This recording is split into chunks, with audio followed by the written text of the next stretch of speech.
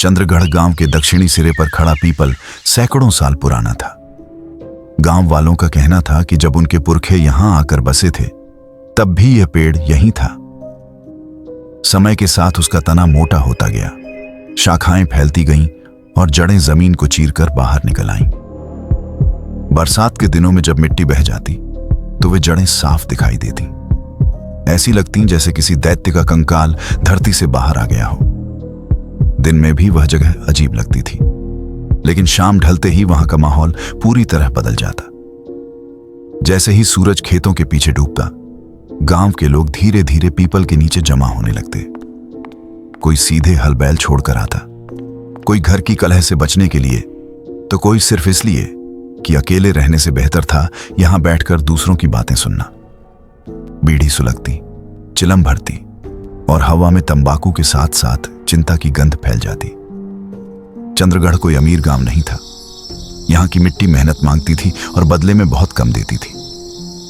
लेकिन इस बार जो हुआ था उसने गांव की रीढ़ तोड़ दी थी। 1 महीने पहले आई भयानक बाढ़। बारिश ऐसी बरसी थी कि किसी को संभलने का मौका नहीं मिला। नहरें उफान पर आ गईं, खेतों की मेढ़ें टूट गईं और देखते ही देखते पानी गांव में घुस आया। लोग जान बचाने के लिए छतों पर चढ़ गए। मवेशी बह गए, अनाज सड़ गया और जब पानी उतरा तो पीछे सिर्फ तबाही छोड़ गया। तालाब जो कभी गर्मियों में सूख जाते थे अब लबालब भरे पड़े थे। और तभी शुरू हुआ डर। पहली मौत को लोगों ने हादसा माना, दूसरी को किस्मत, तीसरी को संयोग। लेकिन जब चौथी लाश भी उसी जगह से निकली तो गांव के लोगों की नींद उड़ गई। वह जगह थी खप्पर ताल, जो मसान घाट के पास था। पहले कभी ऐसा नहीं हुआ। पीपल के नीचे बैठे नागेश्वर मास्टर बोले। उनकी आवाज धीमी थी लेकिन शब्द भारी। मैं 30 साल से इस गांव में पढ़ा रहा हूं। बाढ़ हर 5 से 7 साल में आती है, पर इतनी मौतें नहीं देखी। हरिनाथ काका, जो गांव के सबसे बुजुर्ग माने जाते थे, हुक्का रखते हुए बोले, मास्टर डर मत फैलाओ। अंधेरी रात, फिसलन, शराब, सब कुछ चलता है गांव में। लेकिन काका, ग्वाला मोहन बीच में बोल पड़ा, 4 तालाब हैं गांव में। लोग सिर्फ उसी खप्पर ताल में क्यों डूब रहे हैं? मोहन के सवाल पर कई निगाहें झुक गईं। कोई सीधा जवाब नहीं था। खप्पर ताल, वह तालाब हमेशा से अलग रहा था। पानी गहरा था, किनारे काई जमी रहती थी और पास ही मसान घाट था जहां पीढ़ियों से लाशें जलाई जाती थीं। दिन में भी वहां जाने से लोग कतराते थे और रात में तो कोई नाम भी नहीं लेता था। बचपन से सुनते आए हैं, एक बूढ़ा किसान बोला, कि उस ताल में कुछ है। कुछ नहीं होता। हरिनाथ काका ने झुंझलाकर कहा, डर इंसान खुद बनाता है। लेकिन उनकी आंखें कुछ और कह रही थीं। हवा अचानक तेज हो गई। पीपल के पत्ते बिना वजह सरसराने लगे। किसी ने अनजाने में मसान घाट की तरफ देख लिया और तुरंत नजर फेर ली। उसी वक्त कच्चे रास्ते से किसी के आने की आहट हुई। सबकी नजरें उधर मुड़ गईं। एक आदमी चला आ रहा था, कंधे पर लाठी, पीठ पर पुरानी पोटली, बदन पर धूल जमी धोती और चेहरे पर लंबा सफर तय करने की थकान। उसकी चाल में संकोच था, जैसे वह इस गांव को परख रहा हो। राम राम, उसने पास आकर कहा। राम राम, कुछ लोगों ने जवाब दिया, कुछ चुप रहे। हरिनाथ काका ने उसे ऊपर से नीचे तक देखा। कौन हो तुम? मेरा नाम सूरज त्रिपाठी है, आदमी बोला। रत्नपुर से आया हूं। नाम सुनकर मास्टर की भौहें तन गई। त्रिपाठी? हाँ, सूरज ने सिर हिलाया। मेरे बाबा यहीं रहते थे। उनकी 10 बीघा जमीन यहीं कहीं है। पीपल के नीचे एक अजीब सन्नाटा छा गया। जमीन? हरिनाथ काका की आवाज सख्त हो गई। किस लिए आए हो? वही पता करने, सूरज बोला। कागजों में जमीन हमारे नाम है, पर वहां कोई और खेती कर रहा है। किसी ने खांस कर गला साफ किया, किसी ने बीड़ी बुझा दी। यहां ऐसे सवाल मत पूछो, हरिनाथ काका बोले। चंद्रगढ़ में मुकदमे नहीं चलते। सूरज का चेहरा उतर गया। तो फिर? नागेश्वर मास्टर ने बात संभालने की कोशिश की। आज बहुत रात हो गई है, तुम थके हुए लगते हो। हाँ, सूरज बोला। आज रात कहीं रुकने की जगह मिल जाए तो। मास्टर कुछ सोचकर बोले, पछुआ टोले में तुम्हारे बाबा का पुराना घर है, खंडहर सा है, लेकिन छत है। फिर उन्होंने धीमी आवाज में जोड़ा, बस एक बात याद रखना, मसान घाट की तरफ मत जाना। सूरज हल्का सा मुस्कुराया। मैं डरने वालों में से नहीं हूं मास्टर। ये कहकर वह अंधेरे की ओर बढ़ गया। उसके जाते ही पीपल के नीचे बेचैनी फैल गई। ठीक नहीं किया उसे भेजकर, मोहन बोला। परदेसी है, किसी और ने कहा। अगर कुछ हो गया तो बदनामी होगी।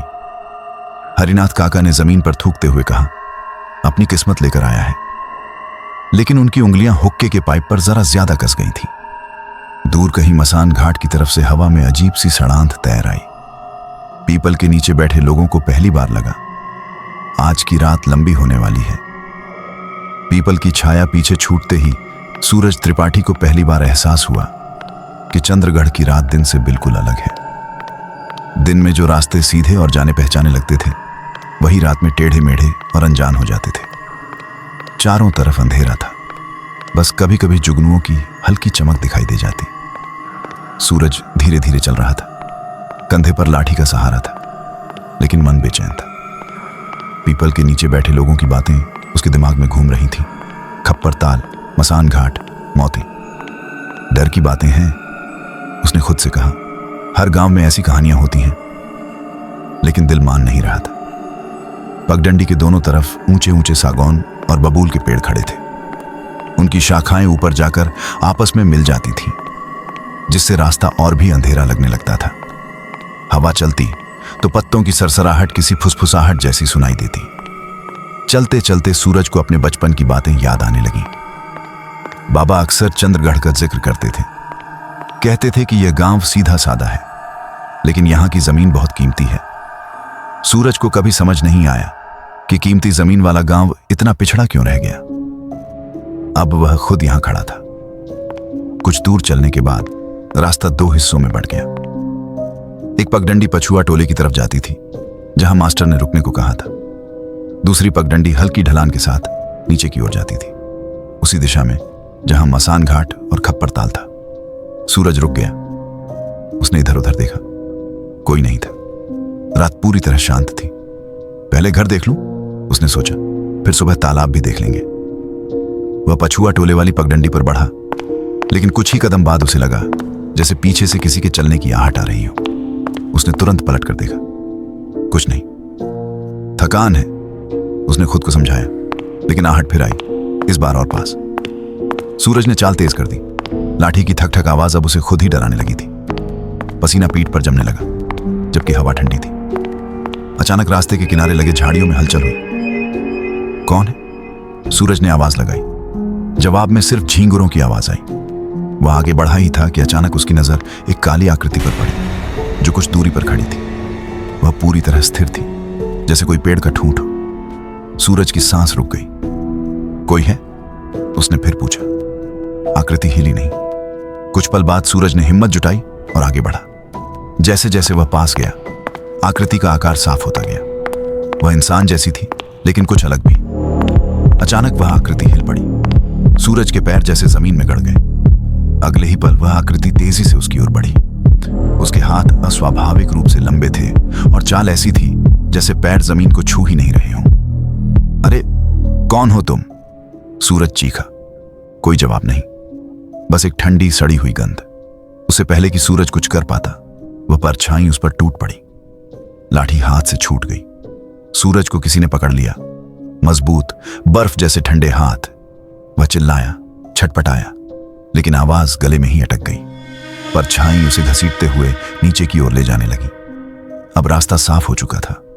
वह मसान घाट की तरफ जा रहा था। छोड़ दो मुझे, सूरज गिड़गिड़ाया।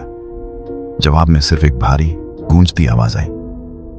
समय आ गया है। कुछ ही देर में वे मसान घाट के पास पहुंच गए। वहां हवा और भी भारी थी। अधजली लकड़ियों की गंध, राख और गीली मिट्टी, सब मिलकर सांस लेना मुश्किल कर रहे थे।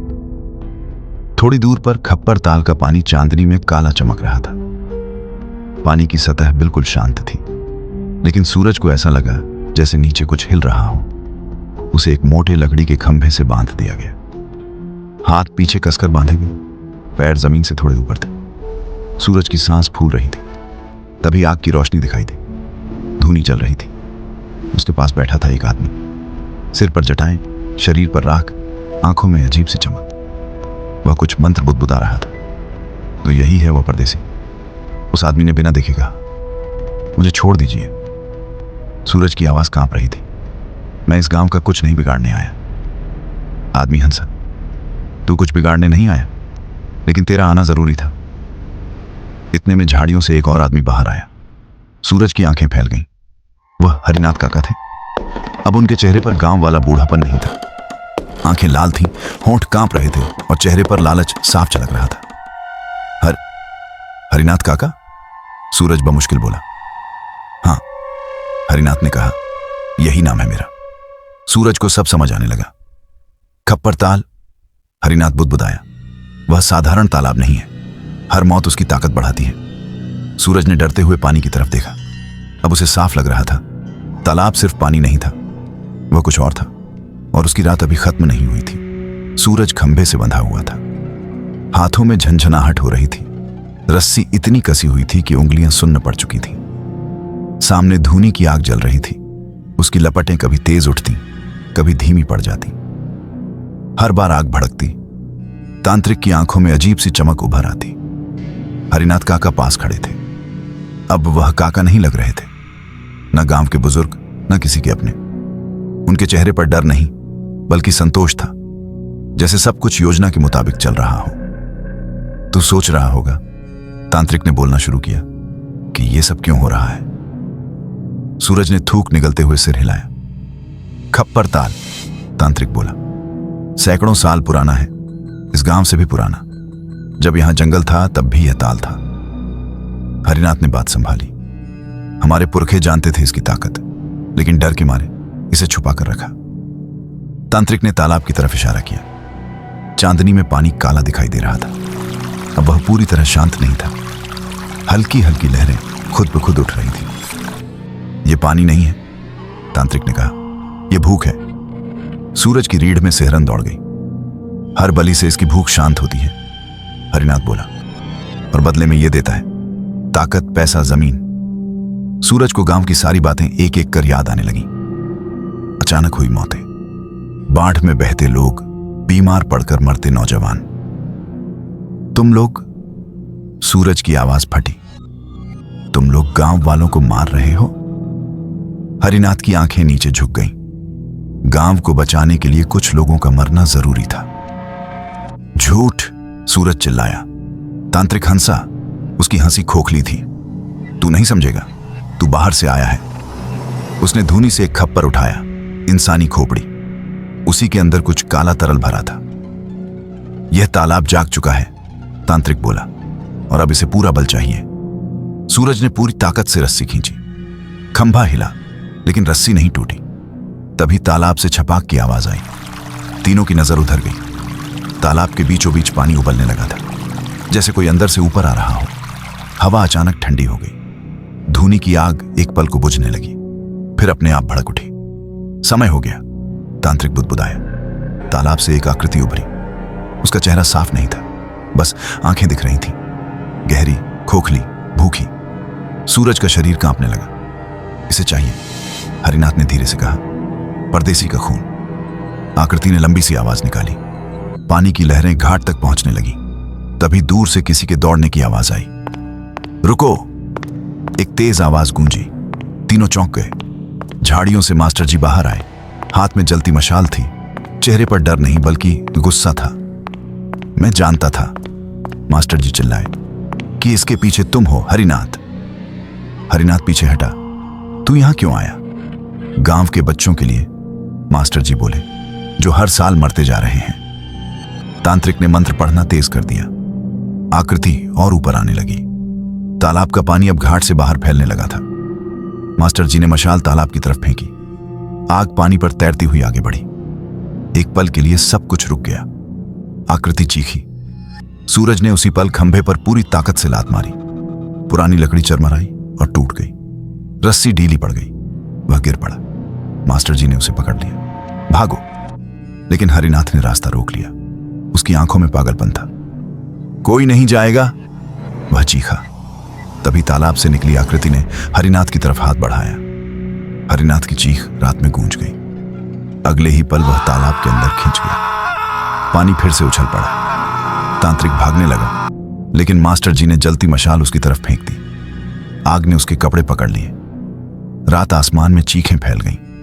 तालाब धीरे धीरे शांत होने लगा, लेकिन सूरज जानता था यह अंत नहीं था। तालाब फिर से शांत हो गया था, लेकिन वह शांति नकली थी। खप्पर ताल की सतह अब बिल्कुल चिकनी थी, जैसे कुछ हुआ ही ना हो, मगर हवा में अब भी जली हुई राख, गीली मिट्टी और डर की गंध घुली हुई थी। सूरज जमीन पर बैठा हाँफ रहा था। हाथ पैर कांप रहे थे, गला सूखा था। सामने वही तालाब था जिसने पूरे गांव को सालों तक चुपचाप निगल लिया था। मास्टर जी मशाल लेकर खड़े थे। आग की रोशनी में उनका चेहरा थका हुआ, लेकिन दृढ़ दिख रहा था। देख लिया तुमने? मास्टर जी बोले। गांव क्यों मर रहा था? सूरज कुछ नहीं बोला। उसके पास बोलने को शब्द नहीं थे। थोड़ी देर बाद झाड़ियों से गांव के कुछ लोग निकल कर आए, पहले छुपते छुपाते, फिर हिम्मत करके। उनमें से कुछ के चेहरे पर डर था, कुछ के चेहरे पर शर्म। हरिनाथ काका? एक बूढ़ी औरत ने कांपती आवाज में पूछा। मास्टर जी ने तालाब की तरफ इशारा किया। अब वो काका नहीं रहे, और जो थे वो भी आज खत्म हो गए। गांव वालों में सन्नाटा फैल गया। एक नौजवान आगे बढ़ा। तो ये सब सच था? हाँ, मास्टर जी ने कहा, और तुम सब जानते थे, बस मानना नहीं चाहते थे। सूरज खड़ा हुआ। यह तालाब खत्म नहीं हुआ है, उसने भारी आवाज में कहा। इसे सिर्फ रोका गया है। गांव वालों ने डर के साथ उसकी तरफ देखा। अगर फिर से किसी ने लालच किया, सूरज बोला, तो यह फिर जाग जाएगा। मास्टर जी ने सिर हिलाया। इसलिए इसे हमेशा के लिए बंद करना होगा। अगली सुबह सूरज निकलते ही पूरा गांव मसान घाट पर इकट्ठा हुआ। औरतें, बूढ़े, बच्चे, सब। किसी ने मंत्र नहीं पढ़े, किसी ने पूजा नहीं की, सिर्फ मेहनत हुई। तालाब के चारों तरफ मिट्टी डाली गई, पत्थर गिराए गए, सूखे पेड़ काटकर भर दिए गए। शाम होते होते खप्पर ताल दिखाई देना बंद हो गया, लेकिन गांव वालों के मन से डर अभी नहीं गया था। 3 दिन बाद प्रशासन गांव पहुंचा। तांत्रिक का जला हुआ शरीर जंगल से मिला। रिपोर्ट में लिखा गया, आग लगने से मौत। हरिनाथ का नाम बाढ़ में बहे लोगों की लिस्ट में जोड़ दिया गया। कागजों में सब साफ था, असलियत में नहीं। सूरज गांव में कुछ दिन और रुका। उसने देखा, लोग अब रात में दरवाजे बंद नहीं करते थे। बच्चे तालाब की तरफ जाने से नहीं डरते थे। मास्टर जी फिर से स्कूल खोल चुके थे। जाने से पहले सूरज मसान घाट पर आखिरी बार गया। अब वहां कोई धूनी नहीं जलती थी, सिर्फ चिड़ियों की आवाज थी। वह मुड़ा ही था कि उसे लगा जैसे जमीन के नीचे से हल्की सी गूंज आई हो, एक पल के लिए। सूरज रुक गया। उसने पीछे नहीं देखा। वह जानता था, कुछ चीजें कभी पूरी तरह मरती नहीं है, बस सो जाती है।